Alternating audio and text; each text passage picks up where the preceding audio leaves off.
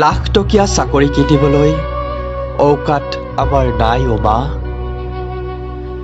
সৌ চহৰখনলৈ যাওঁ দেগৈ মা। বৰবাবুই ফোন কৰি মাতিছে।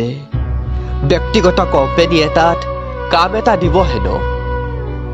পঢ়িব লিখিব জানো বাবেই মাহেকত চলিব পৰাকৈ কিবা এটা দিম বুলি কৈছে।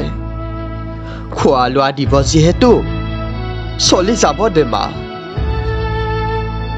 কিমান দিন এনেদৰেই অন্ধাৰ কোঠালিটোত বন্দী হৈ থাকিম। লাখ টকীয়া চাকৰি কিনাৰ ঔকাত আমাৰ নাই অ' মা। চাকৰি নথকা বাবে সমাজতে লাগি আত্মীয় কুটুম বন্ধু বান্ধৱীবোৰো আঁতৰি গ'ল।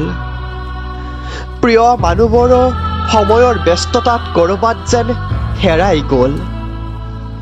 পিতাই কিনি দিয়া চাইকেলখনেৰে যেতিয়া চাৰিআলিৰ চকেৰে টিউচন কৰাবলৈ যাওঁ, চাৰিআলিৰ চকত আড্ডা দিয়া মানুহবোৰে মোলৈ কেৰাহীকৈ চাই ফুচফুচাই হাঁহে অ' মা।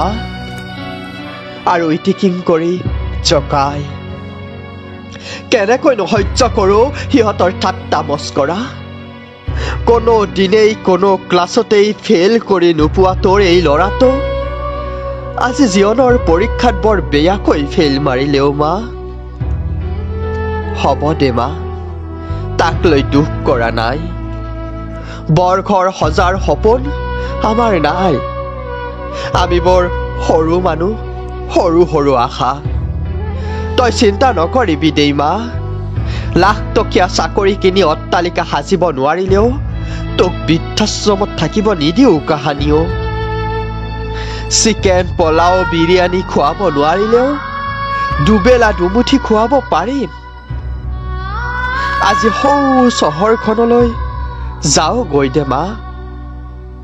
বৰবাবুই ফোন কৰি মাতিছে। ব্যক্তিগত কোম্পানী এটাত কাম এটা দিব হেনো।